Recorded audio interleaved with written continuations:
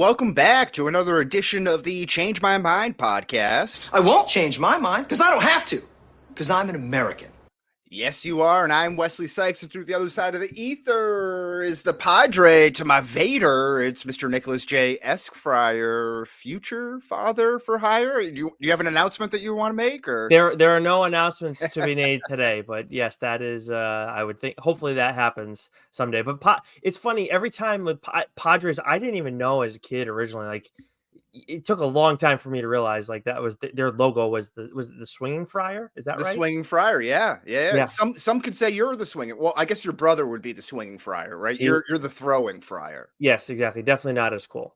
I don't know. I'm not so sure about that. You know, that's cool beans there.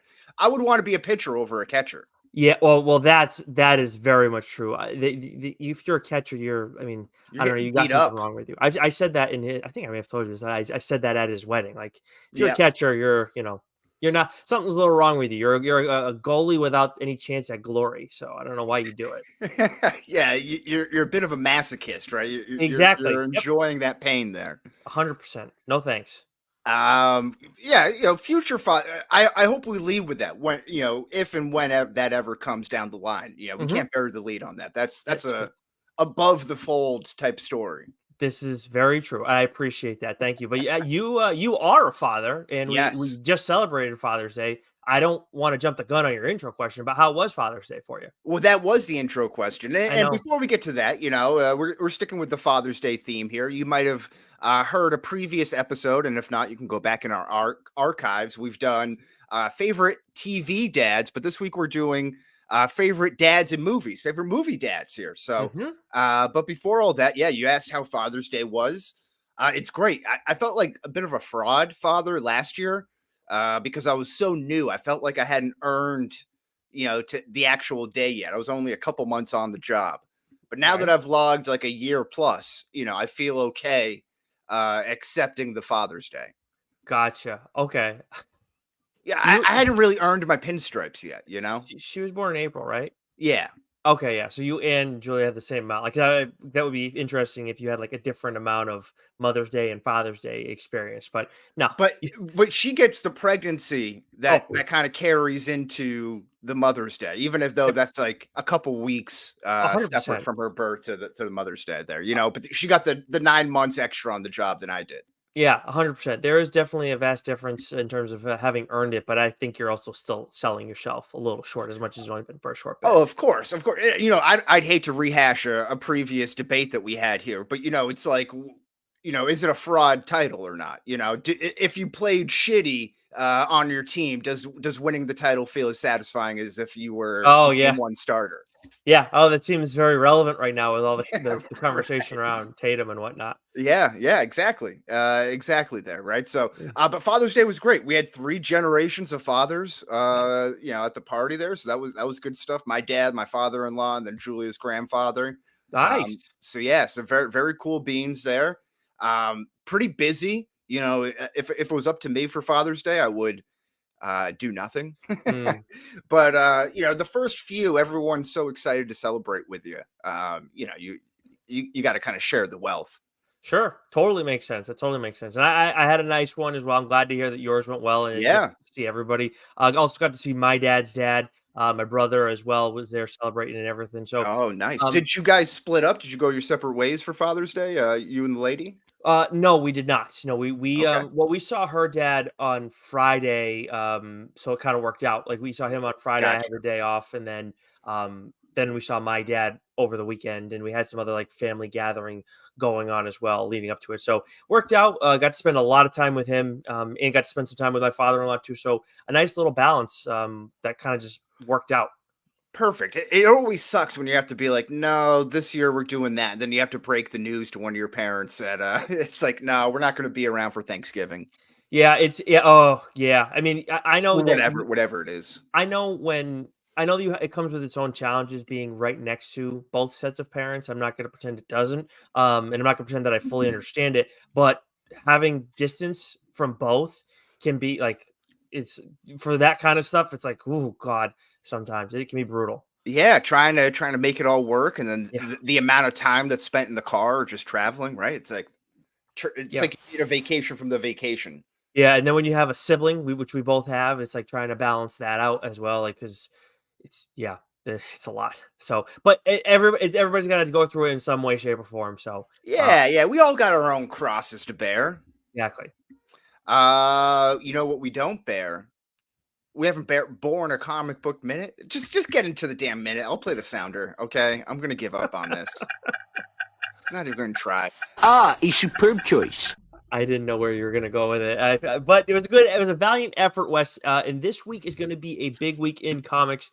From Boom, we got the final issue of The Displaced, which is a title that Joe and I have been talking about quite a bit on TLDR. Definitely up for a comic book of the year, as much as we're only at the midway point of this year. I really enjoyed how they finished this thing off.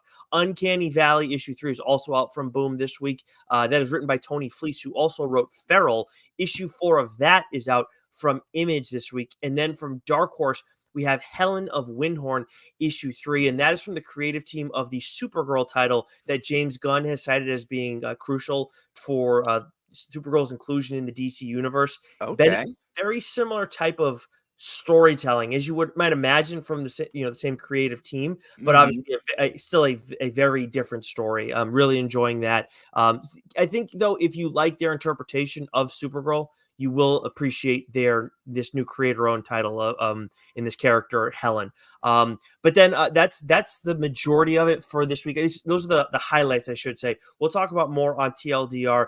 We'll be doing TLDR 99 this week, so we're coming up on the mainline 100 issue. Oh, I love it.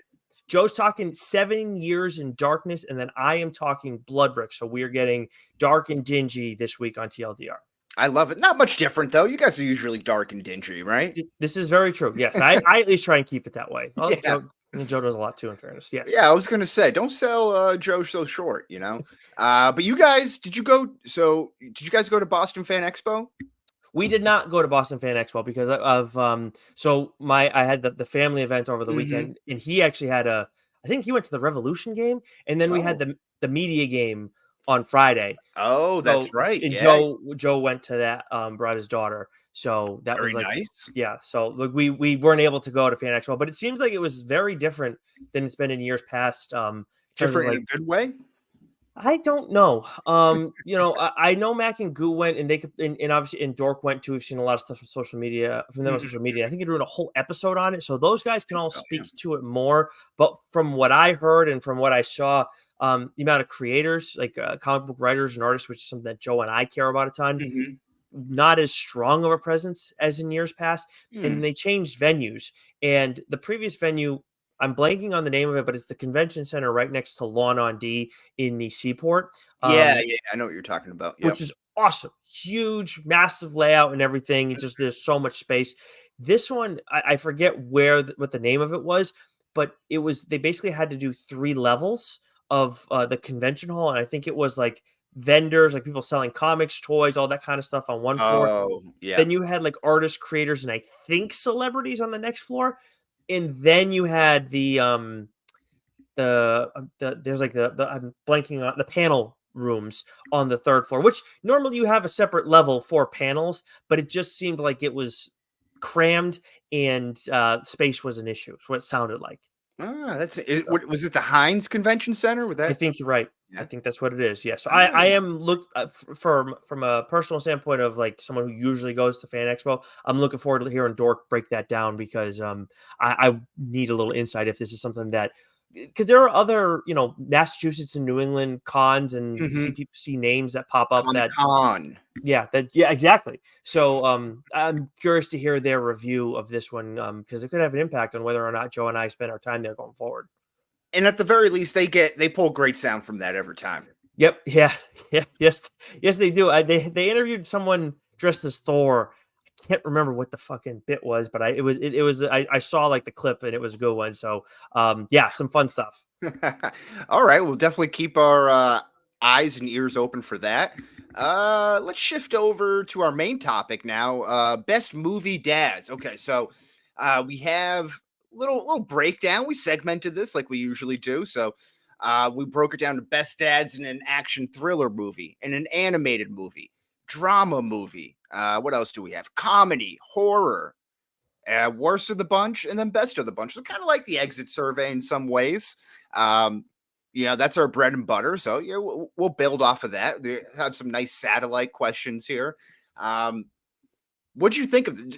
Was this kind of like a fun exercise putting together? It was. It was also a challenging one because there are some people that kind of jump out, and we have obviously like names that we're both going to be pulling up and whatnot. But Mm-hmm. there's also a level of like, I don't know. It just felt like I don't have a lot of dads to pull on in this. It just for me, it felt strange. That didn't happen a whole lot. Maybe this You speaks to would what have to do some deep dives too, because like some movies aren't really like centered around the family dynamic, but they're yeah. still good or shitty parents. Yes, 100%. It's just there's just and then at the same time too, there's a level of like we've just watched so much different stuff over the years, and there are certain things that we're not going to keep track of. And like Mm-hmm. me personally, like best dad in a movie, like who's the first dad that pops to my mind? One of the first ones that I didn't jot down was Odin because it's like I don't Oh, like I yeah. don't he's whatever. Like yeah, he teaches Thor a lesson and whatnot, but also what's going on with Loki, and then actually maybe we should have thrown him in Shitty Dads because of what happens with Hela. But Yeah. it's He's a just bit of a warmonger. Yeah. yeah. So there's just I don't know. I think there's a level of like how much we've seen, how I prioritize it as a viewer, and then also like maybe there's just a lot of movies I don't where it's like the father dynamic isn't crucial. Yeah. Yeah. I was trying to think of some good MCU fathers here, and there's a couple mentioned on the list. There's one more that just kind of came to mind now. Maybe we'll bring him up at a certain point, but Mhm. yeah. So that was kind of fun to kind of play with the tune, and I try to stay away from father figures. Yes. Uncle Ben, for example. Yeah, yeah, yeah. I almost wrote one down. I don't have them jotted down.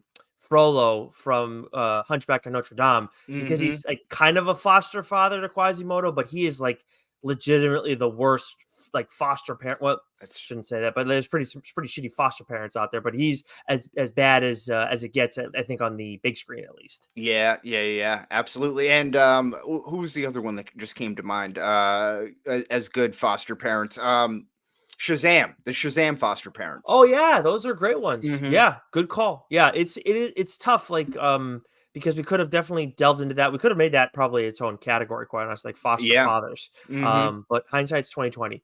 Yeah, yeah. Maybe next year. Maybe we'll do a whole episode on the best foster fathers in cinema. There you go. Or it could just be father figures, so then it opens it back up to Okay, everything. there we go. There we go. There.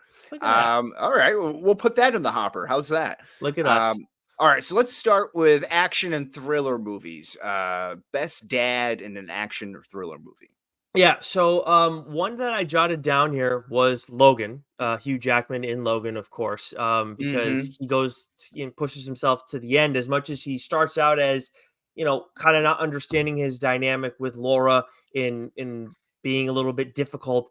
By the end of it all, he ends up like falling for her as his daughter and appreciating her for what she, as much as he wasn't the child that he was planned to have, he appreciates her for who she is in his life and goes to the end to defend her and the other children who've gone through what she's gone through. That's Uh, pretty good. That's pretty good there. Now, Pretty good dad. you have this number one on your list. I had this number one more as a debate though, because I'm not completely sure about this. Brian Mills, aka Liam Neeson, from Taken. Why is this debatable on your end? Well, he it's kind of his fault that he lets her go into that situation. He knew Well, better, and he went against his own wishes. I mean, I haven't watched Taken in a long time, but how I remember it was he wasn't a big fan of it, and then his wife and I think her husband, so the girl's stepdad, I think he was Yeah. stepdad, was like, let her live, let her go do her thing, let her, live abroad and blah blah blah. I think he just didn't have any say in the matter. Yeah, okay. Well, maybe he should have, held on to his marriage, done a better job there. But We're talking uh, about dads, not husbands. that's true. That's a very good point.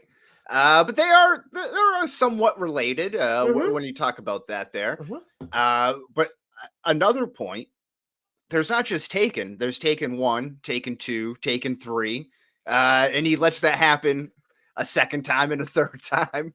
Now that is the most important point that you can make, I think, in all of this is how do you let this happen as often as it does? Talk about teachable moments. You think after the first time, you wouldn't be so quick to get out there, right? So I think the second time was the mom and the daughter, and the third time the daughter saves him. I think that's how it works. I didn't I see the don't third one though. I don't think I saw the third one. I just know it exists. But Yeah. yes, I remember the mom getting taken in the second one. But yeah, but I mean, still at the end of it all, he's like he calls his shot and then he saves his daughter. So it's Well, like, that's the debate because he does kick a lot of ass to save his daughter's life. But again, a little bit of a debate on how much control he had of the situation to begin with, and then taken two and possibly taken three. yeah, Definitely taken two. it is a very fair point that you make, Wes, and that could move him, a little bit down my list just in general, because he is pretty high up there in general. But who else you got for me? Are you familiar with Con Air? I don't think I've ever seen Con Air. Oh, it's a great. If you're a That was fan of Cage. like cheesy Nick Cage action movies, I mean, this is like peak cheesy Nick Cage action movie. I think his character's name's Cameron Poe, but he goes to prison for killing someone who was attacking his pregnant wife. And then everything he does from that point is to come back and see his daughter and his wife again. So he saved them, and then he did the time. Even though it could have been self-defense or whatever, but he probably got jobbed in the trial. And then he comes back and does all this shit to come back and see his daughter and ensure that she's okay, and his wife for that matter. Okay, that is a good nominee. Breaks out of prison, breaks out of an air prison. An air prison. Oh, geez. Well, Okay. he was being transported, but they're still locked up in the Yeah. plane. Still, that's impressive, and I will say too that reminds me of Great hair. another dad that did come to mind in this specific category too, but I wouldn't have put him in here. Gerard Butler's Clyde Shelton from Law Abiding Citizen. Oh, yep. Obviously, a very freak accident happens to his family, and then obviously we all know. For those who've seen it, everybody knows what he ends up doing. In terms of like vengeance carried out by a father, he would be like if that was a category that we had, he would probably be number one on this list. Next to maybe Maximus Decimus Meridius. Yeah. So there's another one that's not so much vengeance, but the lengths that you would go to protect your children. That comes up in the drama category. That might be my number one overall. Ooh, okay. Interesting. But we're not there yet. What else you got for me? No, I got one more, but I know you got a few that got a few here. This one was kind of up for a debate as well. Leonardo DiCaprio in The Revenant. Okay. He has his Native American child. He goes to his very extreme lengths to keep him safe as a promise to the kid's mother. I don't know if that was his wife necessarily, but he keeps him away from the rest of the frontiersmen who are just like ruthless individuals, Tom Hardy included, at his own expense. So again, having a Native American child at that time, he's probably hated by both sides of that at that point. Probably. Yep. And to do what you have to do to keep him safe in that timeline, I couldn't imagine even begin going about that. Yeah, no, that would be a very significant challenge. That's for sure. This is a little different. Roger Murtaugh from the Lethal Weapons. What's his name there? Glover. Donald Glover, Danny Glover there, but raises a great family. They have a huge house by Lethal Weapon 4. They have a huge family that he's taking care of. It seems like he really loves his kids. Even though he's devoted for his job and he's getting too old for this shit. I don't know. I think that's pretty good. No, it is a good one. And then it reminds me of another one that crossed my mind too, was Martin Lawrence's character in Bad Boys, but solely for the reason of the scene with Reggie and of course Will Smith's character. Oh, the prom night. Yeah. Yeah, exactly. Whenever I've had a buddy who had a daughter. I don't think I did this with you, but like college buddies, either I or somebody else like sent like that clip to them. Like, let me know if you need me to do this ever. Well, yeah, you're gonna have to stay on speed dial for the next 18 years from when that moment comes. I'm ready. Get everyone. There's another great, similarly great scene that's in the movie Den of Thieves with Gerard Butler. It's a heist movie. It's actually like a really good low budget heist movie, and 50 Cent is in it. and 50 Cent does that exact reenactment, and then he brings the guy into the garage, and there's all like all of 50 Cent's like former college football players and like gang members and stuff, and they're all tattooed and shirtless and working out. There's like rap music playing in the background, bunch of like real thick Samoans, and you see this guy just like this poor kid like shitting his pants in real time, and it almost gets the feeling that 50 Cent, when he signed on, he's like, listen, I'll do this movie, but let me recreate the Bad Boys 2 scene. Did you ever have that happen with obviously not to that degree, but like, did you ever get the talk from not necessarily Julia's dad, but like, any other girl you dated? Grilled and stuff? Yeah, there was some dads who were not necessarily rude, but just like cold or indifferent. Just like not really interested, maybe. With that, and then like Julia's dad is great. Like we have a very similar personality and kind of sense of humor, but at the beginning he likes to give you that firm handshake, and then maybe after a few beers he kind of gives you like that like a hard jab to the shoulder sort of thing, but just to kind of size you up, see how you respond. I don't think there's anything wrong with that. I think you said indifference. I was like, I feel like I had that with a couple of dads in the past, where they kind of like just tried to stay quiet and let me and see what I did, and kind of let me fuck up, or waiting for the misstep, right? Yeah, 100%. But then they both, the two that I'm thinking of, warmed up eventually, for sure. But yeah, they definitely made me work a little bit. Yeah, exactly. And sometimes you're just not really that interested, like sometimes maybe you're getting dragged to meet the parents and you're like, I don't know if I want to do this. Yeah. I think with any parents that I ended up meeting, I was like ready for it. So I didn't have that experience. Oh, okay. All right. Sorry. Well, maybe not for everyone. Sean Connery as Dr. Henry Jones Sr. and Indiana Jones. I think it's the Temple of Doom. No, I think it's The Last Crusade. Yeah, no, you're right. Yes, Junior. Yeah, great stuff. Not only just because you have that father-son dynamic, they're obviously a little estranged when they meet in that movie again, but he teaches them everything Indiana Jones knows. Passed on his love for treasure hunting and history, and the importance of artifacts being, in a museum and whatnot. The on-screen chemistry between father and son was awesome. I think if we were to have a category of like best on-screen chemistry as a father-son tandem, it might go to these guys. Yeah, those are pretty good, and I think the idea of passing on the thing that you're most passionate about to your son or daughter or whomever, and seeing that become their passion, that's got to be like the most gratifying feeling in the world. Yeah, I could see how people would feel that way. 100%. Not the most, but it's up there. Yeah, no, but I could definitely see how that would be like a very prideful thing for a father, or like maybe a mother and a daughter as well, or just maybe parents in general. Who knows? But yeah, that's fair. Who you got for this one here? So the only other one that I had, because I did agree with you, you had jotted some down before me. I didn't want to double up, but Splinter.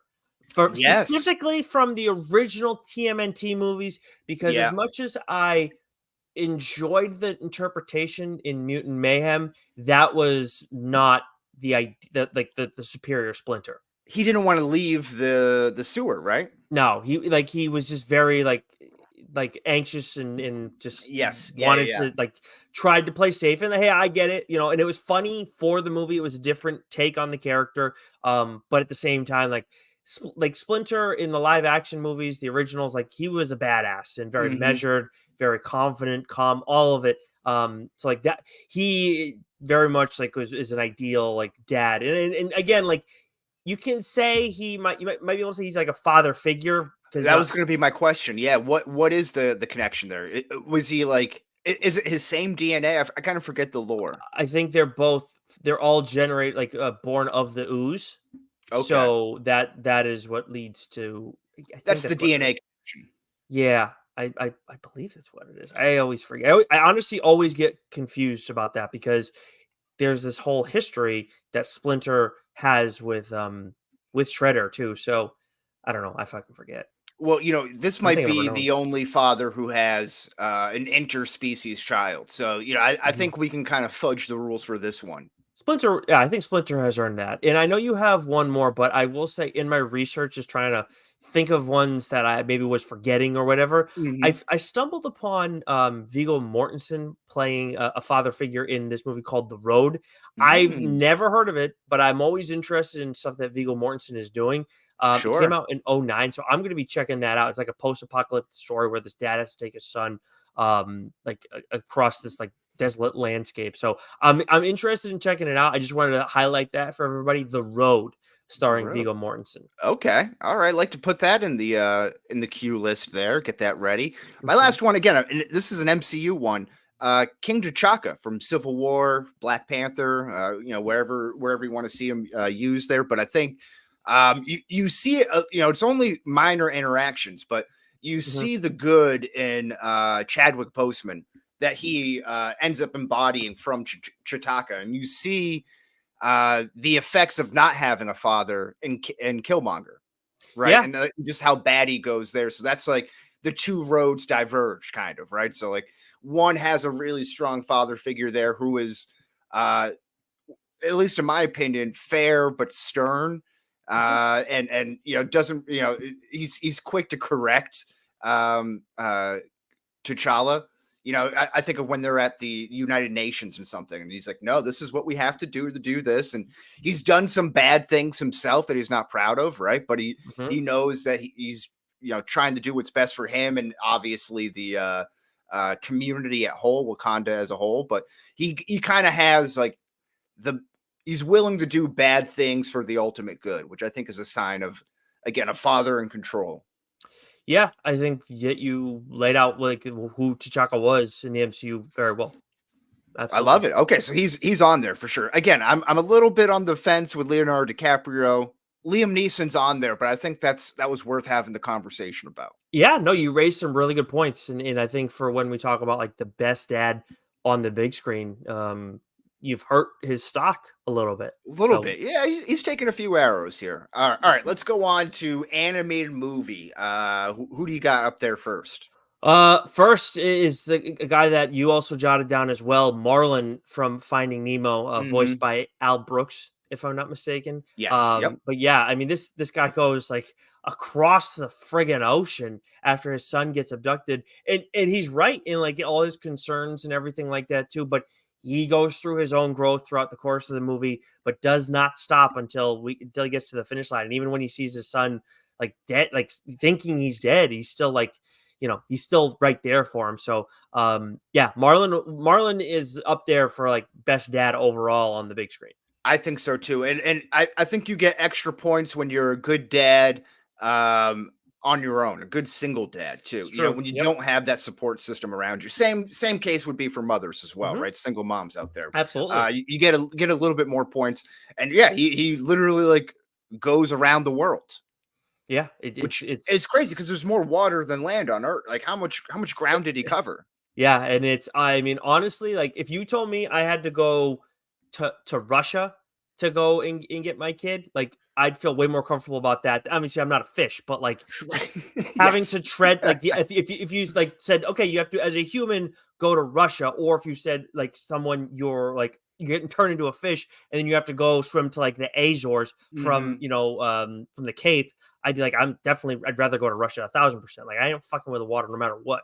And it's also, as humans, we're the apex predator on land. This is also We true. would be, suffice to say, a fish out of water in the ocean there. But Marlin is not the apex predator there. There's Not so even many other remotely. thing he has to worry about.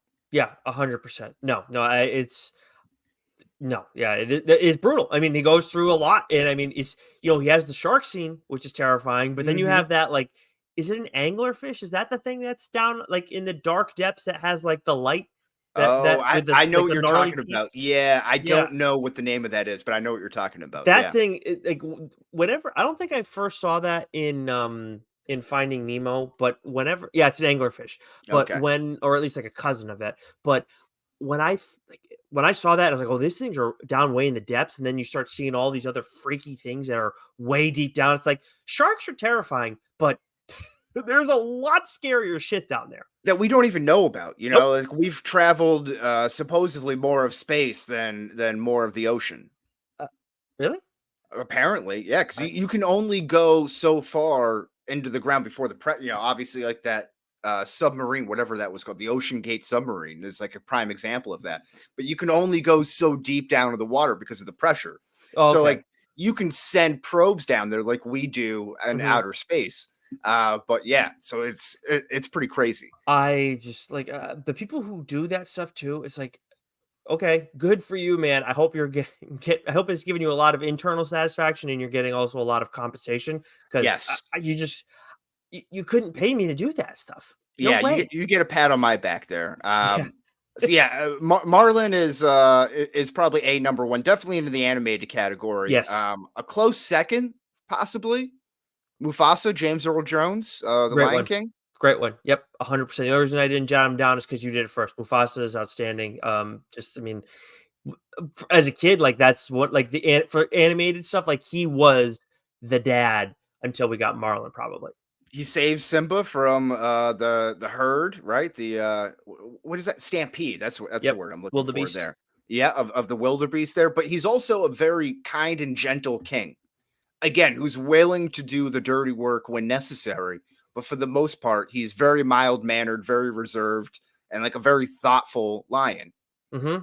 Yeah, definitely. So He's a great dad, and he gets screwed over by his a-hole brother, who actually kind of makes an appearance in Emperor's New Groove in a photo shoot. Like he's wearing a what or not photo shoot, like he's getting like paintings done of him, and he's wearing like a lion. oh, I never Coat. noticed that. Yep. Oh, no kidding. Yeah, he's wearing a lion coat and it's Scar. And that Jules brings me loves that movie. We'll have to pop that on. Keep an eye out for that. yeah, and that brings me to Pacha, who is a father, obviously, of course, in that movie, and we don't get to see him be a dad quite as much, like to his own children. Again, this is where it's like he may be stepping into father figure because of what he's doing for Cusco, but at the same Mhm. time, he is doing this for his family, where he's trying to like get this guy back, get him changed back to being a human from being a llama, and then also at the same time trying to save his home in the process. So he's got a lot of balls that he's juggling in on this throughout this movie, and obviously things end up turning up in favor of Pacha. But so it's a little bit of a different situation than like a Marlin or even Mhm. Mufasa, but still like an awesome dad.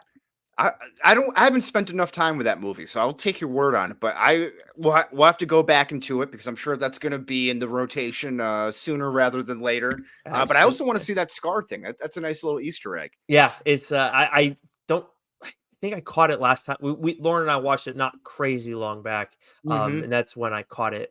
Maybe I'd seen it somewhere online too. But yeah, it's like there's actually an Instagram account of this guy who like he'll make like connections across Disney movies and just some pretty cool stuff. You mean to tell me someone stole our multiverse of madness idea?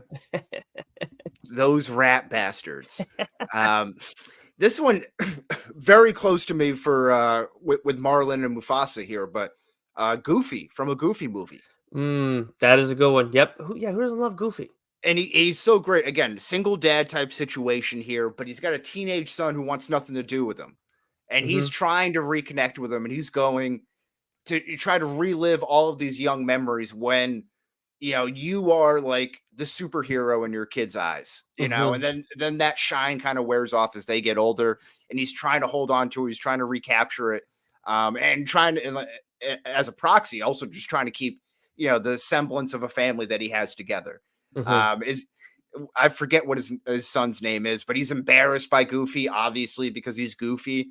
But by the end of it, he becomes really cool and he gets to perform on stage with Powerline. Yeah. So he becomes like, again, that superhero by the end of it. Max is who you were thinking of. Max, thank you. Yeah, Thank but you. yeah, that scene at the end is it's all time. I mean, and I can't say I would want to have Goofy as my dad, but he is an awesome movie character for But he's sure. a good dad. He may not be the dad that you want, but maybe it's the dad that you need, that sort of That is situation. that is very true. And we speak about one dog in Goofy, and we move over to Oh. another Disney dog, Pongo from Hmm. 101 Dalmatians.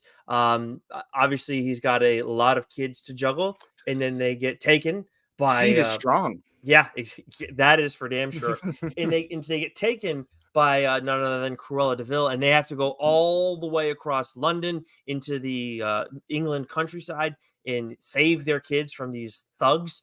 And obviously, you have to deal with all these other dogs throughout the countryside as well. So, kind of like a lesser degree of what Marlin does. Mm-hmm. Again, like Pacha and Pongo are farther down my list. Still great dads, but Marlon does kind of put them to shame. We got some nice alliteration here. We have Pasha and Pongo, and then we have Mufasa and Marlin, and my last one, Mr. Incredible from The Incredibles. I did think about him as well. Like Mufasa would have been on my short list. Mr. Incredible, I have mixed feelings about him. Okay, yeah, so let's talk it out here because, obviously he's the superhero. We talked about Goofy at the end, kind of getting that superhero shine. Mr. Incredible, literally a superhero there. Mm-hmm.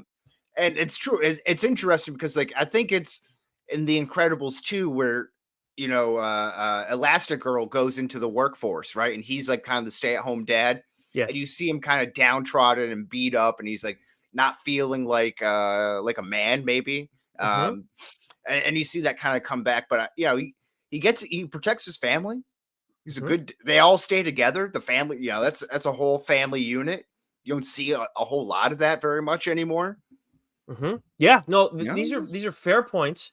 My thing is that not so much as the second movie because like being a stay-at-home parent, I just think in general, mom or dad, I've just kind of over as becoming an adult, kind of grown to appreciate that more because I don't think I could do that. It's a So I'm not lot. gonna knock him there, but I do think where he had the issues in the first movie, obviously going from having all this glory as a different identity, going back to who he is, a secret identity and just being Bob. Mm-hmm. It's tough. Like I get that, but I feel like he so quickly is like instead of trying to find healthier ways to kind of deal with his new lifestyle, he tries to force his kids into it, force his family into it, and get back into it as quickly as he can. And it's just not all that responsible, even though he's a That's superhero. that's okay. That's a pretty good point, actually. I didn't think of it that way. And instead of changing himself to assimilate with what's best with the family, he's making everyone assimilate to what he wants. Right? Yep, Okay, that's I can see exactly it. that. Look Yeah, at yeah, that. Both of our minds have been changed in this episode. Look at that. yeah. Change my mind. I like it. Got a little Oh fart boy. there. Yeah, that was a turkey BLT coming up there. Nice job, Dad. All right, so we're good on the animated movies. Yes, and I think we're in agreement too. Marlon is definitely the best of this bunch. Yeah, I think so. Okay, so best dad in a drama movie. Yeah. So I want to throw out a quick honorable mention because I saw your background and it reminded me, John Kinsella from Field Mm-hmm. of Dreams. Because that moment, look, I know there are plenty of people out there who hate Field of Dreams, want to criticize it Oh, for great. whatever reason, but as a baseball, lifer, I love that movie. That's It's great. I don't, I don't know. I don't understand why people want to hate on it. There's like it's just leave it alone. Like if you don't like it, just fuck off. I think I feel like that's one of those movies where it's just there's no reason to shit on it. Yeah. Yeah. Well, So it's almost like Forrest Gump. Like everyone loves it so much that it became kind of like counterculture to like okay, shit on it, right? At okay, least that's maybe my take on it. okay. I appreciate that insight because I get it with Forrest Gump.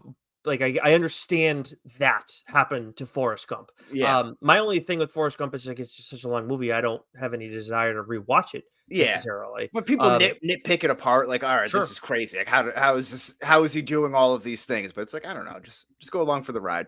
Exactly. I get what you're saying. Like that. So I appreciate that because like now it's like, okay, that's why you don't like Field of Dreams. Okay. Like, and people like get very annoyed with baseball purists. And I'm not saying they're always right about stuff, but a Hmm. baseball purist generally does love Field of Dreams as well. So, Of um, course. How about in that same vein, an honorable mention? We'll stick with Kevin Costner here, in Man of Steel, oh yeah. Yep. because this 100%. this is kind of a drama, right? It's like it's definitely action, but there's a bit of drama to it. He certainly goes out in a dramatic fashion when That's true. That's he true. tells Clark, no, don't Yeah. show the people who you are. I'm going to die. But can you imagine that getting that dropped on you as a father and being like, how do I raise the strongest, I guess not human, strongest thing to ever be on planet Earth? what's the movie that we saw that was like basically a Is Superman is like it Brightburn? Was that what it was? yeah, Yeah. that's what it was. I don't Mhm. think it's fair to throw that dad or even if we were to do this for a mom category, I don't think it'd be fair to put either of them in this No, that's such a conversation. tough ask, man. Yeah, it's brutal, man. Like it's hard not to fuck that up. So Yeah. you're right. Yeah, he does deserve to be in some like we'll throw it in drama now because we're talking about it. That is a fair point. Kevin Costner in general, I feel like he's just plays a good dad. He does. I tend to agree. Was that another turkey? Yeah, it was. Well, Yeah. all right. Well, We'll keep it you're on moving. the golf course as well. So I think a lot of heat makes Yeah. it tough. So for me, number one on my list is Chris Gardner. Who is this is actually a Mhm. movie that's based on a true story. Chris Gardner is a real person. This is Will Smith in The Pursuit of Happiness. I haven't watched this movie in a long ass time, and I just went and rewatched like a little recap of everything just kind of as a refresher. Yeah. This guy went through so much, made some just bad investments, powered through it, got separated from his wife because of his bad investments and the tension that it put on the family. And then the decisions he tries to make is like an intern and shoot his shot to get this big time job, and then he powers through it, man. Like that's pure grit. Like this guy. I haven't seen this movie, so I'll take your Wow. word on it. But I mean, I know that's with his son. Like he actually his real life Yeah, son, I right? didn't Yeah. realize that until honestly my research Ah. today. And I think in the movie too, I can't remember, but it was like a family. He calls he makes a phone call to a friar, like Oh. like Nick Friar, not like a priest friar. Okay. And Okay. Yeah. but it was another like the name. I don't know if it might have been Ron Fryer, which is what I have a relative named Ron Fryer. So it was like very Ron weird. Fryer's a strong name. I think Ron is a strong name. Interesting. So you showing your hand a little bit for the future? No, I wouldn't do it. But I don't know. I think maybe Ron that's just Sykes? like Ron Swanson coming to mind there. Mm, Like, but I think of like I guess him, like that yep. like a strong guy. That's fair. Yes. That Um, totally. But yeah, so Chris Gardner for me, like when it comes to best dad in a drama, guy goes through a lot. He makes a lot of mistakes, but he shows like how to power through that stuff.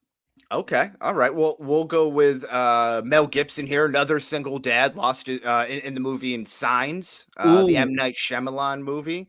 Mhm. Mel Gibson. Yeah. So his wife dies in a car accident, and he gets to speak to her only for a second because her body is literally separated by the front of a car. And they say, like, the moment that they remove the car, she's going to die. And they have this, like, one last moment. I believe he was a priest or a preacher of some sorts, Mhm. gives up the collar, has a kid who has bad asthma. Another one who's a flame out on the baseball field can hit ding. He's like Adam Dunn, pretty much, right? He's just dingers and strikeouts. That's all he does, Mm. which I think is Joaquin Phoenix's character. And then a daughter who just leaves around full glasses of water everywhere, and he's got to deal with this extraterrestrial type moment while keeping his family together, while also denying God, but like kind of welcoming God back into the picture. Mhm. And he ends up saving the day. And he Yep. ends up saving his son. I'm not sure medically if you have an asthma attack that your lungs close up so you wouldn't get the poison from an alien, which is what happens in there. However, that's the case, and he's able to save his son and everything. All those things. Have you seen the movie? Yeah. Oh, It's been a okay, all long right. time. But no, Yeah. Signs is great. So I think it's a great nomination. But you're reminding me of a thing that my dad used to say whenever we would have Poland Spring bottled waters in the house, and whenever like we had one and then we had another, or like actually, Mhm.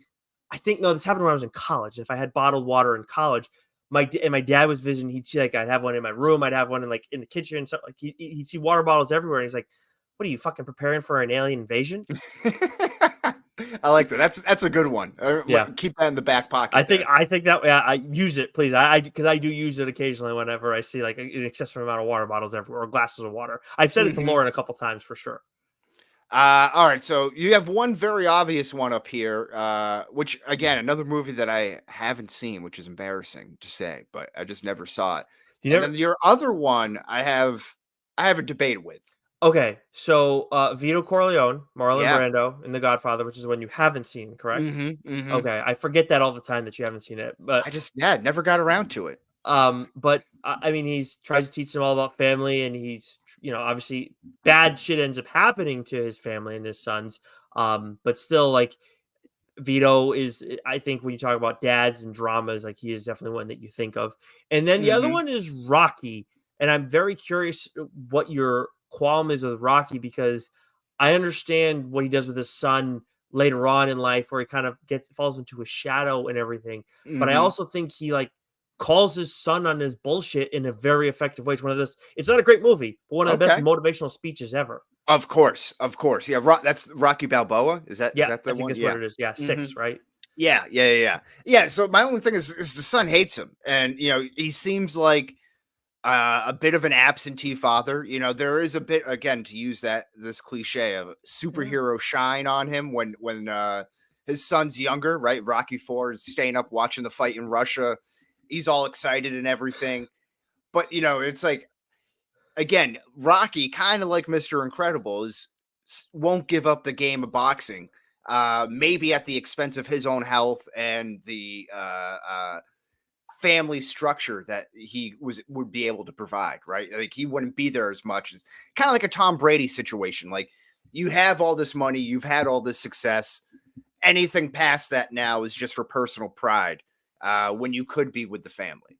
You raised great points there. 100%. Like, I definitely overlooked some of that with Rocky. And definitely But I put do agree. He gives him the tough love when he's older. So I that's a put good point. and I put a lot of weight on that, and I do think that paints a picture of their relationship and how he perceived it, at least. But at the same time, you raise a lot of good points where it's like, eh, you know, hmm, No, he's I- good. He deserved to be on the list, but we'll talk through. We got to talk through some of these. 100%. And I'm giving you. I just think you made great points. Like, either way, for me, Chris Gardner is my number one from drama. Those are my nominees. You have one more though, right? One more, and this is my number one overall. This is John Quincy Archibald, played by Denzel Washington in the movie John Q. Little synopsis: John Q's son, who is like absolute man, the one of the, like, a great child actor performance there. Has a cardiac arrest since he needs a new heart, essentially. The whole movie is just heart wrenching. I saw this movie maybe with my dad in theaters. I definitely saw it in theaters, and it killed me as a kid. So, like, not having that, fatherly worldview now, like, coming back to it, like, I can only imagine what you go through. But Mm, essentially, they can't get on a list because of bad insurance or whatever, and they're going to have to pay out of pocket, and they're trying to raise money, but they can't do it. And he's running out of time, so he holds the hospital hostage, and kind of takes it over. But he does so, and the most Denzel Washington way, where, like, you're rooting the bad guy's the good guy, sort of thing. He's a yeah. bad guy for holding everyone hostage, and he's like a man pushed to the brink. And what will you do to make an effort? Because, like, the wife's screaming at him that he's got to do something. So then he's like, "Fine, I'm just going to go there, and I'm not going to leave. I got a gun." And then it ends up working out in the end, but I'm pretty sure. Yeah, I kind of forget the ending, It but sounds like either way, it's like a heart wrenching movie, and you just feel like this guy will literally do anything for his son. it feels like a sin I that I might do haven't. anything for his son. It feels like a sin that I haven't seen this movie. The way you're Yeah, talking about it, so I'll have to add this to my list personally. it's really good. It'll make you cry. It'll make you tear up. You get a little frog in your throat. If nothing else, we're giving the people different stuff to check out if you haven't seen it before. I'm sure there's some people who've seen all these things that we're talking about, like, what the fuck? Yeah. But yeah, that I'll add that to my list. Okay, so that's it for best dads in a drama. Let's move to comedy, and there's a couple of good ones here. A comedy really lends itself to the father role. Yeah, so I will say that we have one where we crossed over, but that is Hmm. not my number one dad. After I did some research, he was the first one I jotted down. Okay, But I will first call out Charlie Hinton, who is Eddie Murphy in Daddy Daycare. I knew Um, you were going to use this movie. yeah, I knew you were. because this is one of my movies, Yeah. 100%. This was chocolate balls are through the roof. That is not him. But him and I'm blanking on the other actor's name. Yeah, this one I haven't From the seen. Goldmans. But anyways, no, Daddy Daycare was like a family movie in the Fryer household growing up. Talladega Nights was the other one, which I don't know if I told you this, but we recently watched it, And my mom with my wife and my sister-in-law, my mom was like, I was a bad mother. She For felt letting you watch it. yeah. And I honestly, like, there's a lot of shit I just didn't get as a kid. Sure. Oh But yeah. I still fucking love that movie. And I love this movie as well. And Eddie Murphy is a big reason for that, because he goes and has this corporate job. He puts his kid in this fancy schmancy private school. And then he loses his job, things fall through, and then he have to open this daycare, and then he's there to take care of his kid. And he hadn't really been there before. So he goes through all this personal growth. And then by the end of it, he has a chance to go and do more. And then his son is like, oh, but like, I'm not going to have you around anymore, am I, Dad? And he hears that. And instead of, he could have maybe adjusted his workspace and find a way to, do that and spend time with his kid. He goes back to what he was doing with the daycare, invests in that, and creates a much better lifestyle for himself and his family. There we go. And that's awesome, right? You love to see that happen. It's Yeah. all now that I have that fatherly worldview, I'll have to check out that movie, because I think I've passed it a few times on whatever streaming service. I can like see the title card in my mind. There's a lot of dumbass shit that's said in there that's like quote stuff that like quotable things, just for like chocolate balls for the roof, and then save yourself carrot. Like, you don't get it right now, obviously, but like those are things that my father and I definitely say to one another, and my brother say to one another, and it's just like these ridiculous quotes that can apply to weird situations in life. Okay. All right. This is I guess it won't be an honorable mention, but if we're doing father figures, Adam Sandler or Sonny from Big Daddy. Oh, yeah. Okay. Nice call. With Frankenstein there, but then he actually gets his act together and he's like, no, I really care for this kid, and it's awesome, right? He kind of buys into the whole fatherhood thing. Definitely. Yeah, so the crossover that we have is Noah Levinstein, right? Is that his name, really? Yes. I never knew that. Yes. Or Eugene Levy from American Pie. Probably the most understanding father of the bunch. Yeah. Oh my God. And again, maybe not the father that you want, but a great father nonetheless. I think he's not the father that you want, but I think as an adult, you'll be like, I'm glad he was my dad. Like, I lucked out big time. Like, as a kid, not so much, but as an adult, it's like, oof, thank goodness. But how about in that in between phase there, when you're in high school and college and whatnot, and he's like trying to relate to you, but it's so awkward and cringy, or like trying to be like an open soundboard sort of thing, where it's like, hey, if you're getting sexually active, whatever, and it's like you just don't want to have that conversation at all. Like, that would be the worst situation. But his heart's in the right place every time. That's what it's most important in the end. Like, yeah, it's going to lead to some awkward stuff, but when your kid is an adult later, I feel like most kids, well, maybe not all of us, but we appreciate our parents as we get older, or we at least understand them better. So if your heart's in the right place, then they'll appreciate that. Yeah, and it probably is like best on display in American Pie 2, when they all get the summer house on like Lake Michigan or whatever, and Jim jerks off with super glue and what he thinks is lube, but it's super glue. And the father brings him to the ER, picks him up from the ER and stuff. So like just being exposed, and then like how sensitive he is, knowing how embarrassed Jim is, and then like how he kind of tiptoes around it and supports him. It's very nice to see. It's so funny seeing him there versus in Schitt's Creek. Very different father figure in both. Yeah, absolutely. Kind of a dick in Schitt's Creek. Yeah, just a little bit. Just a little bit. Obviously gross, but still never becomes Noah Levinstein. That's for no, no. Yes, but we did double up there. But for me in comedy, I think my number one has to be Big Tom Callahan in Tommy Boy, played by Brian Dennehy. Yeah, for me, it's like I feel like when I feel like this is like the dad that everybody wants to have. Like, he's the big man in charge. He's very like everybody takes notice of him every time he's on scene, and you love him too. He's so much fun. He's not just fun with everybody else, because there are some dads who it's like, hey, they're great with everyone, but not with their kid. He's great with everybody. And there is some jealousy from some people that there's nepotism with Tommy, of course, but at the same time, they all still love him, and he also always makes sure that Tommy is taken care of. Yeah, absolutely. That's a great nomination. I love that. 100% behind that. This guy, it kind of seems like the quintessential, like he like aged into the quintessential father role, even in movies where there's not really a family dynamic, but he's a Mhm. father, like in Planes, Trains, and It's Automobiles. yep, 100%. He has no interaction with the family there, right? But like he's the businessman traveling, trying to get home with his family. It's Steve Martin. Whether that's Parenthood or Cheaper by the Dozen, they're essentially the same movie. Huge family, very supportive.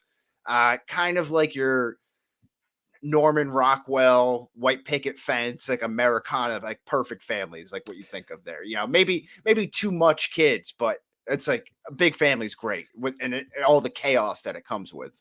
I think his roles as a parent, because he's also father of the bride as well. Oh, It's like sure. Yeah. Yeah. I Yeah. just it kind of shows like what generation we're a part of. Like when I think of like Steve Martin, it's like yeah, he's got Pink Panther that came in our lifetime, but like I just Hmm. think of him as a dad Yeah. He's primarily. That just a dad. as Yep. yep, 100%. And it's obviously he was not just that previously, but that's what I think of him as. Yeah, absolutely. This might be my number one in comedy. It's Robin Williams, Mrs. Doubtfire. I've talked about this movie Mm, plenty of times, but again, he's the fun dad. He's definitely not a good husband, like we talked about before. He definitely leaves his wife out to dry. Now to be the bad guy, right? Too often, which obviously leads to the divorce. But he's a great father. Everyone loved him, right? And then the length that he's willing to go to just to still be around his children. I mean, he mhm, turns himself into an old English woman. mhm. That Yeah. I think that says it all. But he also gets his act together along the way too. So Yes, he he kind of gets does. his career together after quitting. He gets his apartment together. He kind of builds himself back up again. Yep. No, I think you have to like when you're talking about fathers in movies, you have to talk about Robin Williams and Mrs. Doubtfire. Yeah, and in the similar vein of Steve Martin, Clark Griswold or Chevy Chase and the National Lampoon's series, we talked about it a lot when we did Christmas Vacation, so we don't Mm-hmm. have to expound on it too much. But again, kind of in that similar vein of like a dad who is just trying to make it and like have like have the perfect family. He wants everyone to have fun. He wants Clark. Is it Clark is younger Yeah. his Oh, son as well? I don't think so. Roy? I don't know. I think it's Roy. I think it's actually Roy. That's wow. Good He pull. wants his son to be, he's trying to teach him all these lessons and everything like that. So he's kind of really taking him under his wing. Yeah, so he kind of goes without saying. My last one, though, Dennis Quaid in The Parent Trap, Lindsay Lohan featured. Have you seen that? Yeah, we actually just recently, the missus and I actually recently just watched it for the first time in a long time. I know it was one she loved as a kid. My only pushback is, okay, I don't, I got if I first there's part of me that worries that I'm gonna have twins someday, and I'm just gonna be like, I gotta figure my shit out. Like Yeah. I cannot be having a guessing game with this shit. Yep. But he's not able to tell between the two of his daughters. That's true. That's a pretty big red flag. That's a good point there. But he lives on a vineyard. They go horseback riding. He's Hmm. got a great maid who like probably should be his new wife. Yeah, she would make a lot of sense. Yes. The kids loved her and everything. She's like very motherly, very maternal in her own sense. But Hmm. yeah. So I thought he was a great dad, albeit that one major red flag of not being able to identify his kids. Yes. But on the twins note, I would joke around like before we knew what we were having, like very early on in the stages of Jules' pregnancy. Everyone's like, yeah, what do you want to have and stuff? And I was like, I want twins. Like, we wanted two kids, just like go through the shit for 3 years, 4 years, or whatever, and then you're done. Like then you just have like two kids there, and now having one. I'm like, I was talking way out of my ass. I had no idea what I was talking about there. Yeah, no, thank you. I do not. Part of me is worried, but like I think it's just like my anxiety just being a dick. Um, yeah. So I don't. But yeah, that I like for people who've dealt with it, like good for you. And it's just we're talking, twins. Never mind, like triplets. I was like, Yeah. oh, Oh, sure. Yeah. No. I couldn't handle that. So yeah. no way. Definitely Mhm. ate those words. Circling back on the Griswolds, because I did want to say two things. One, it's Russ. Rusty Yes. Yes. Yes. Griswold, and also I feel while I wouldn't personally nominate him because I'm just not the big. I feel like there's. I, I wouldn't personally nominate Clark Griswold, but at the same time, of all the dads that we're talking about in all of this, he probably feels the most real of any of them. Like Yeah. Tom Callahan feels like like someone pulled out of real life too. Don't get me wrong, but like Clark Griswold is like that. Like we all know that dad. The every dad, like Yep. there's a little bit of every dad in him, right? It's Yep. like whether it's like the snide remarks, Hmm. that kind of sarcastic remarks like that, or like Hmm. again trying to do everything on his own with the lights and everything, Yeah. trying to have like the perfect vacation. Yeah. Yeah, I for I sure. really I really and honestly, like Tom Callahan, big Tom Callahan too, is like when we talk about this whole list, like those are probably like Noah Levin seems pretty real too. I think like those Yeah, three guys, it's interesting. Their interpretations, we're talking about comedy versus drama and action, but they and got it right. yeah, they probably hit the nail on the head best of anybody. And Steve Martin, of course, is right there too. Yeah, of course. Yeah, yeah, absolutely. All right, horror movies here. Not a lot of choices that I mean, I'm not a horror guy either, so that kind No, of helps. I Sure. ran the gamut on this one, man, because I'm like, what are good dads? And in horror movies, they're like, we have like I have Patrick Wilson in for his role in Insidious as Josh Lambert, but it's like Hmm. his whole situation also is what's brought like he doesn't intentionally do it, but it's also like he's the one that kind of brings all the bad stuff that's brought on his family, not his fault, and is heroic, but it's like you know you don't make all these great decisions. And then you have Ed Warren, who puts his family at risk all the time, but is also a hero as well. And Hmm. Elizabeth Warren does as well. So it's tough.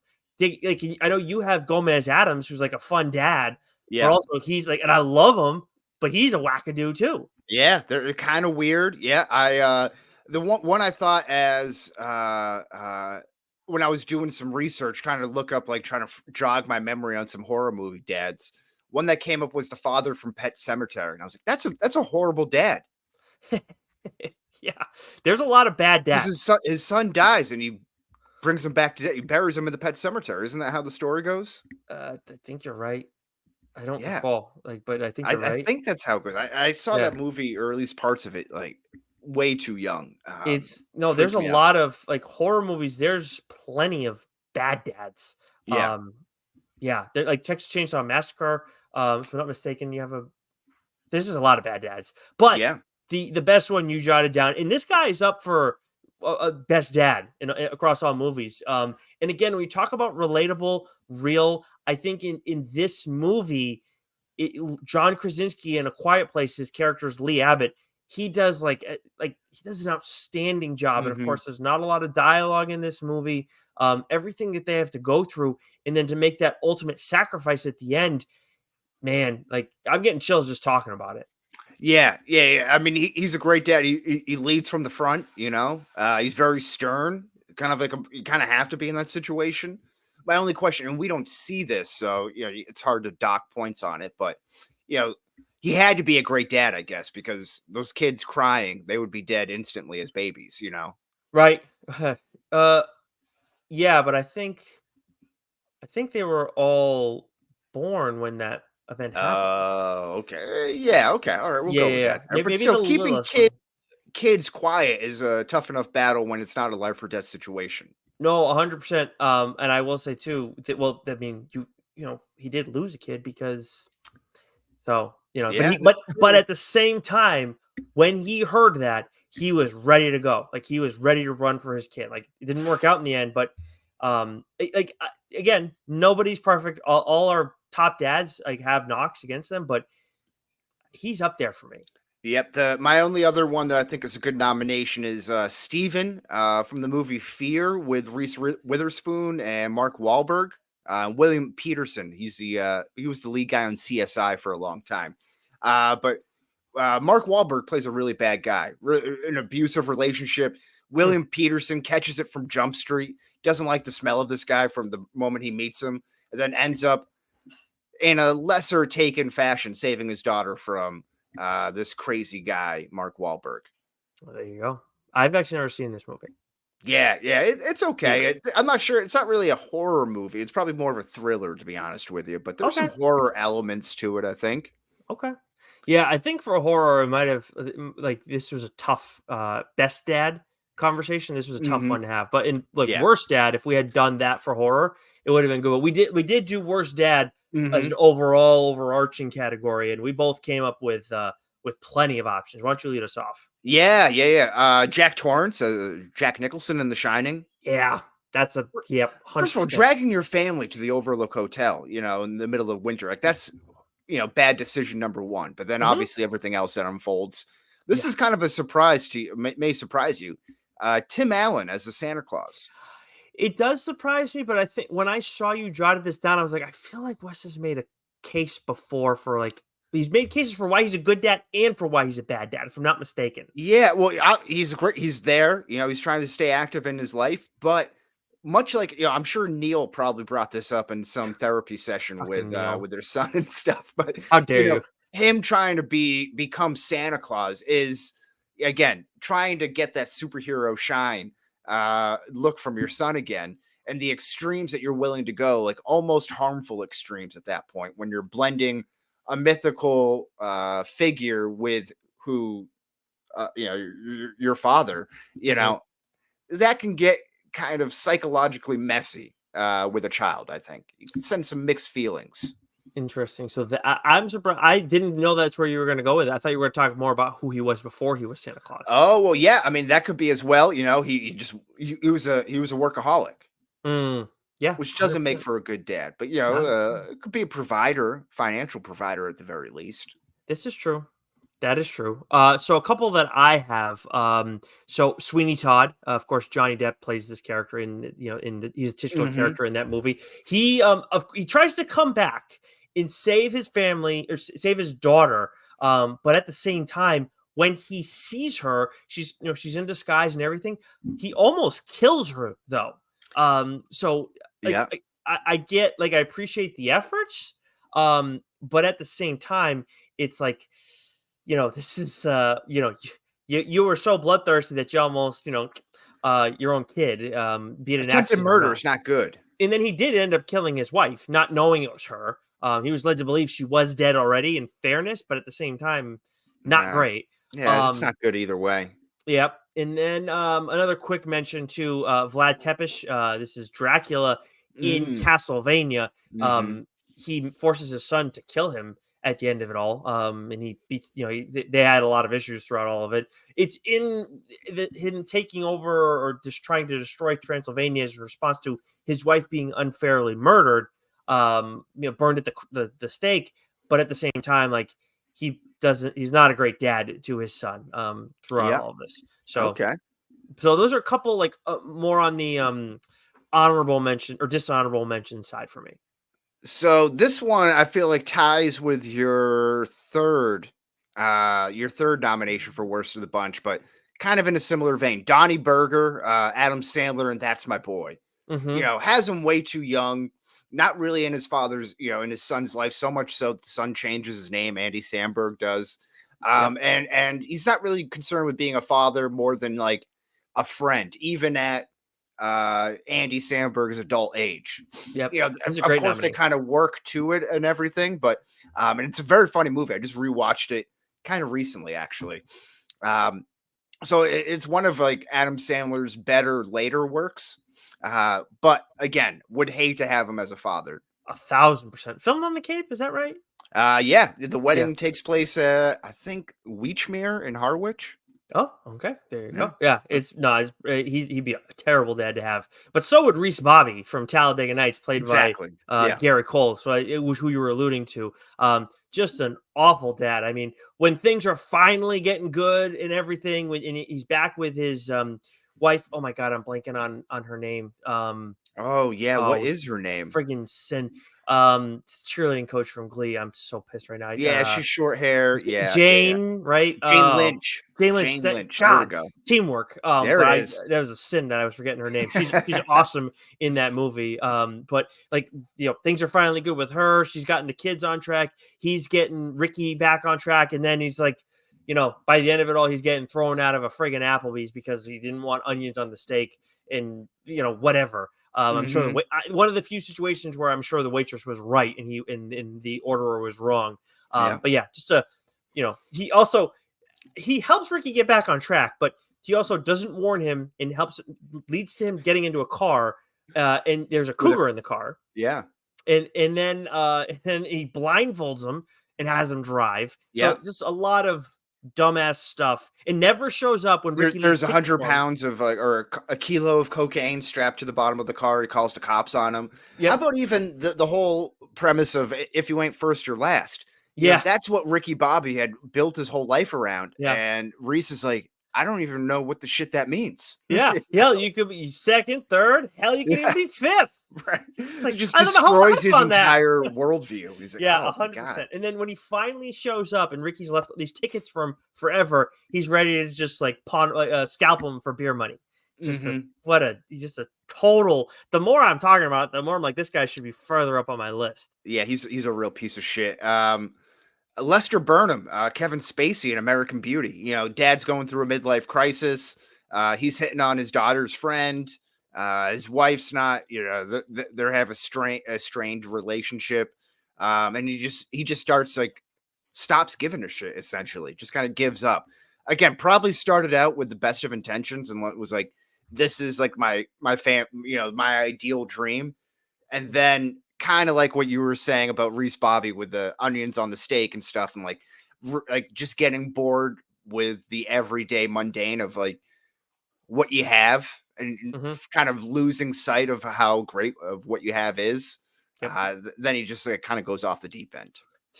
Just remembered another Reese Bobby quote. Sorry. Is that a Huffy? That's a nice back. Yeah. I've watched that movie way too fucking much. You got a pretty good Southern accent there. That's good.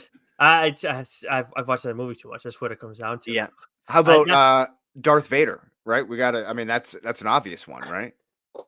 My Darth Vader's not as good, but yes, that is an obvious one. He's a terrible. I don't think we need to say any more. Terrible father, 100%. And then, so I maybe should move Reese Bobby up on my list, but my number 2 that I had was Robert Roboito Boucher Sr., played by Frank Carisi as in The Water Boy. Obviously, gone, abandons Bobby, and then comes back, and he's like, we could be like Tiger Woods and his daddy. So yeah, brutal. But my number 1 with a bullet, bad dad, no questions asked, Wes, is Denethor, played by John Noble in Lord of the Rings. Of course, the father of Boromir and Faramir. And when you talk about playing favorites as a parent, like I've heard people say it's real. I've always been able to believe it's not real, whatever. But man, Denethor plays favorites 1,000%. It is dead son. And so it is so bad that he ends up telling Faramir, basically, go kill yourself or, save Osgiliath. And he almost dies. And then he thinks he's dead. So because he's so out of his mind and being taken on by all these orcs, he tries to burn Faramir alive. So and he's not dead. So just terrible, awful leader and an even worse father. Yeah, that sounds pretty bad. There. You can't burn your son alive. That's if we're doing TVs there, that's is it Baratheon? Oh yeah. Yep. Right. Robert Baratheon. Yeah. Robert Baratheon is the King Robert. Yep. Oh no. I'm thinking of the Stag clan with the deer who burns his daughter alive. Was that the Baratheon do that? I thought so. Now I forget all the characters. Well, yeah. I mean, Lannister's not the best dad in the world either. Of course, yeah. But for me, when you're talking about dads on the big screen, number 1 with a bullet, Denethor. I would argue that with anybody. It doesn't get worse than that guy. Yeah, that's pretty bad there. This one's pretty bad for me too. It's Joseph Cooper, Matthew McConaughey in Interstellar. Ooh. So he leaves his kids to grow up on their own. And then he has to come back and he misses everything and he gets these space voicemails. So he doesn't age, but everyone around him is aging at a rapid pace. So when he comes back, he's still looking the same age. That's it's and it's very brutal. It's again, just when we talk about The Incredibles or a few other situations here, not running away from your family to chase your personal dreams. Yeah, not self-service there, you know. 100%. Yeah, it's not. Sorry, I had a burp there. But no, I love your last one that you have. My last one, I said them all. Who did I not? Did you say? Oh, I didn't mention him yet. Oh, No, I yes. don't think Jeez. so. So yeah, Derek Huff, who's played by Adam Scott in Step Brothers. Not relevant to him being a father, but every time I think of Derek or Adam Scott in Step Brothers, I always think of, hey, Derek, sprechen Sie dick. But yeah, no, he's a like. I thought about having Daddy Dobek as the on this list because Yeah. he gets so temperamental and so frustrated, and once he gets in the relationship that he gets, and he just like is so done with being a dad. But then I thought about Derek as well, and it's like that motherfucker makes his family like prepped to the nines is like a full-on musical performance, Mhm. and it's just like, what the fuck are you Now doing? that's definitely weird, and I agree with you. Now, in Dr. Dobak's case, his son's 40 years old, so there's like at a point where it's like, all right, I got to stop treating these kids like they're 18. So there's a little bit of a difference there. But with Derek Huff, uh, we don't really. He's no doubt a bad husband, right? Really a kind of abusive husband, but he treats his kids okay.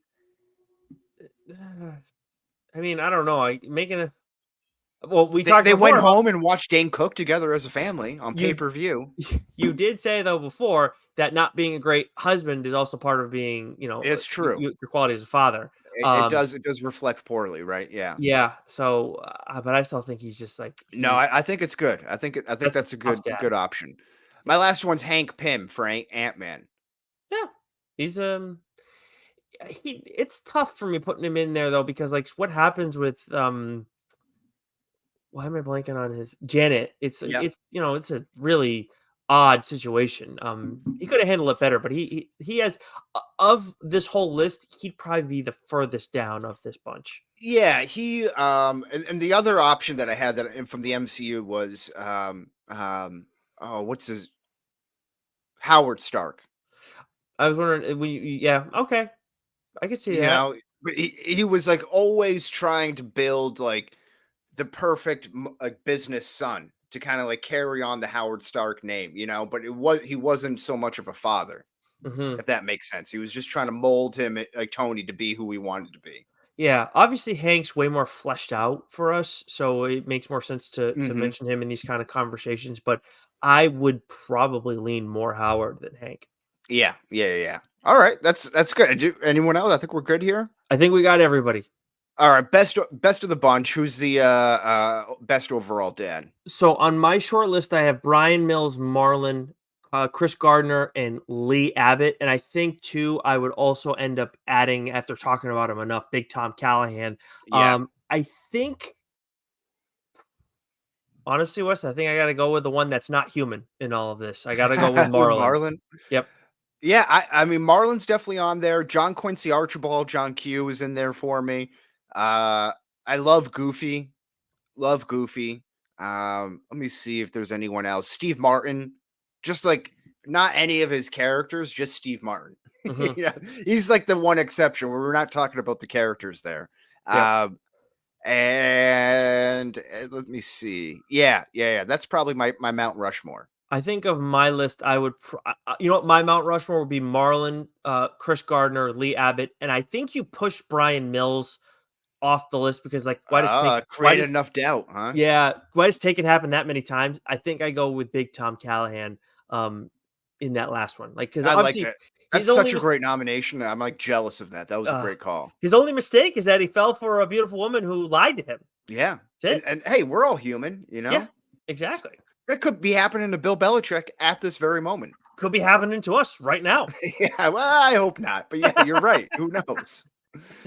Um, all right, so that's good. I like the Mount Rushmore there, and also shout out Mufasa. Mufasa would be a great Hmm. dad too. Hmm. Even if he was 100%. a lion.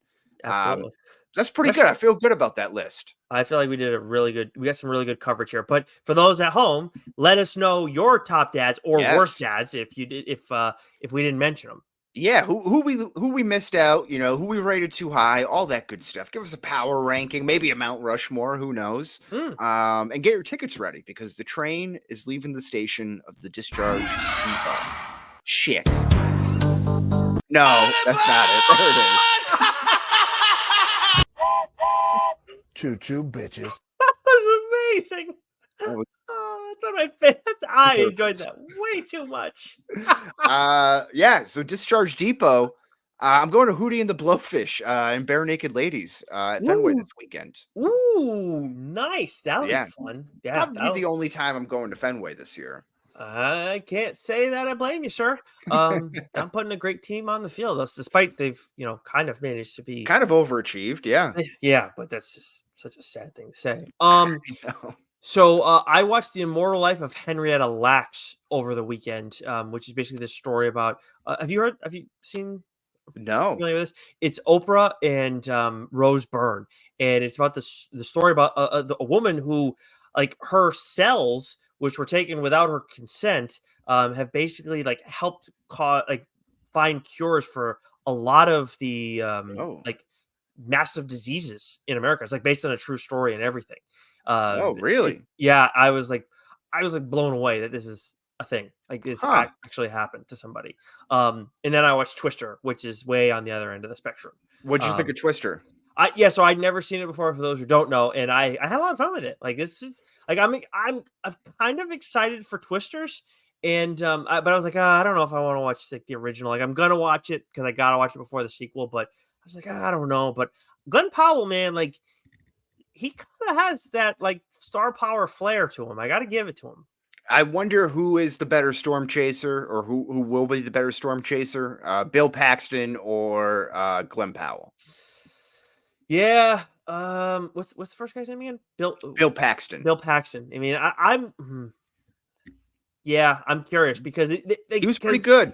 Because Glenn Powell has that flair and everything like that. Like he may be a better showman, but Paxton, man, he's got like that like sixth sense for this kind of stuff. So Yeah, that's true. Also, who's it? Philip Seymour Hoffman was in the first one. He had a nice role in that too. Pretty best performance by a side character worthy. When was the last time you watched Twister? Actually, a while ago, a long time ago. There's a lot of characters in that or actors in that movie that I'm like, I've seen you before. It kind of blew my mind. Right? Helen Hunt. Helen Hunt and Bill Paxton are the main characters, and you have Philip Seymour Hoffman.